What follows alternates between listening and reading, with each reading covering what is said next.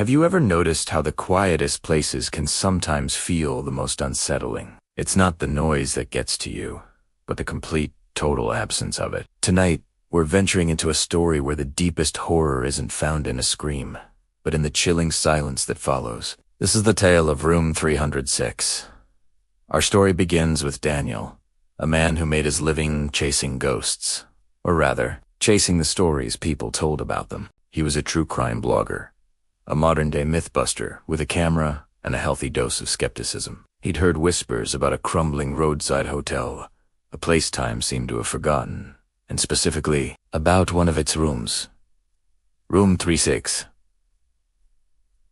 The locals spoke of it in hushed tones, trading stories of guests who fled in the middle of the night, their faces pale with a terror they couldn't explain. The legend was always the same. You'd hear screams, sure, but it was the silence that truly broke you. For Daniel, this was irresistible.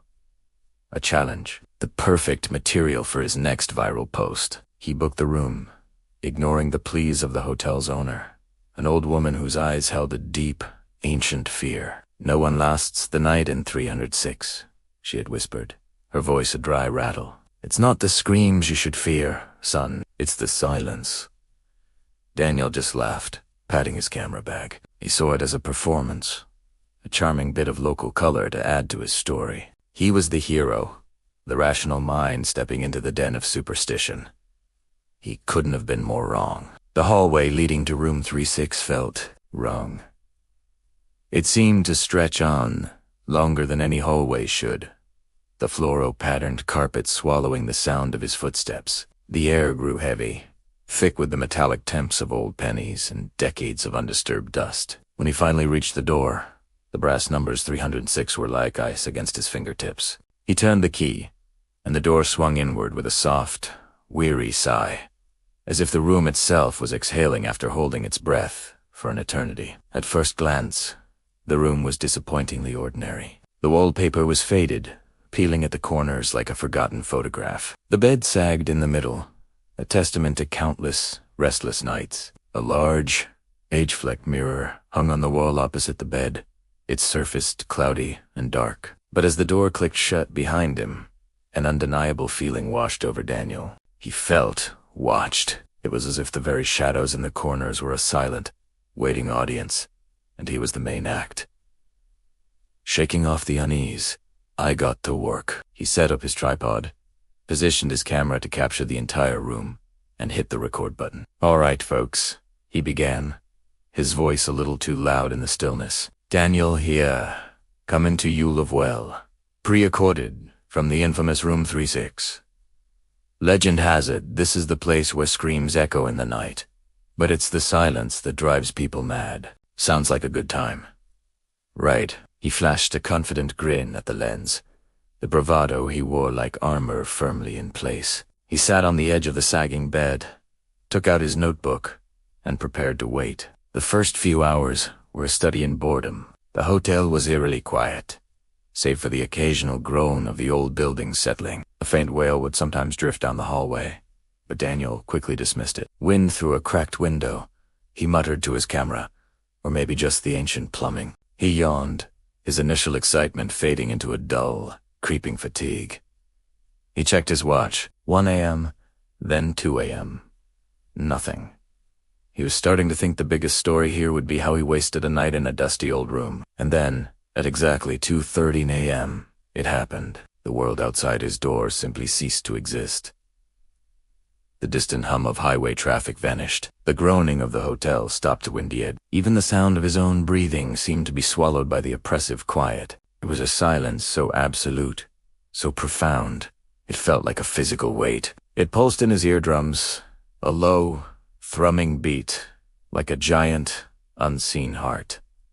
This was it. The silence the old woman had warned him about. Panic, cold and sharp, began to prickle at the edges of his confidence. He felt a suffocating pressure build around him, as if invisible hands were clamped over his mouth and ears, stifling any and all sound. He tried to take a deep breath, to steady himself.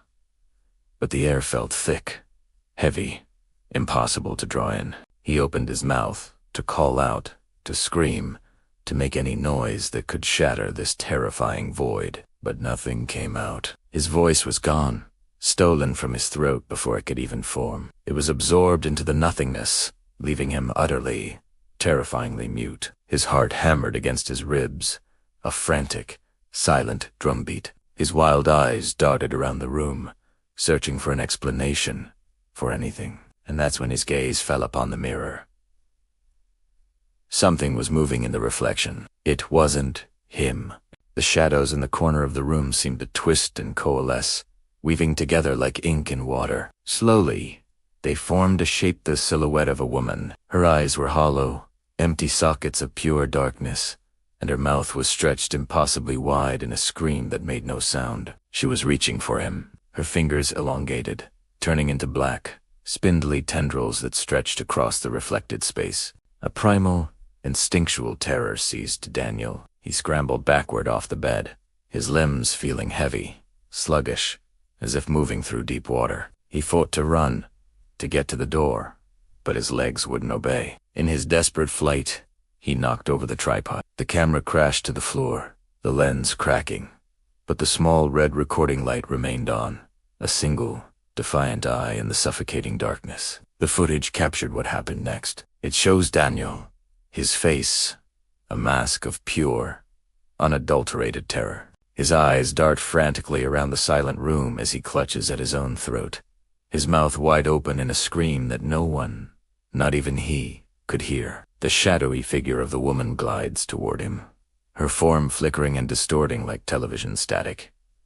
She doesn't walk, she flows, a river of silent dread. Her silence is deafening, a crushing force that erases all else. She gets closer and closer, and then the camera's view is just the peeling wallpaper and the dingy carpet. By dawn, the silence had lifted. The hum of the highway returned. The birds began to sing outside the window, but Daniel was gone. When the hotel staff finally worked up the courage to check the room, they found it empty. The bed was undisturbed, except for the indentation where he had sat. His notebook lay open on the floor, and on the wall, the mirror held a new, permanent shadow. Faint, but unmistakable, was the image of Daniel's face, his eyes forever wide with horror, his mouth perpetually open in a voiceless scream. They found his camera, its battery finally dead. But the memory card was full. The last few minutes of the recording showed nothing but the silent, empty room. But if you listened closely, turning the volume all the way up, you could just barely hear it, not a scream, but the faint, ghostly echo of one, a sound that never quite managed to break through the silence. They say, Room 306 is quiet now. But sometimes, when the night is at its deepest and the hotel settles into stillness, new guests swear they see something in that old, flecked mirror. They see a man's face, trapped behind the glass, his mouth open, begging for a scream that will never, ever be heard. Thanks for joining me on this descent into silence. If you enjoyed this story and want more Tales from the Shadows, make sure to hit that like button, subscribe to the channel, and ring the bell so you never miss an update. Stay safe, and maybe leave a light on tonight.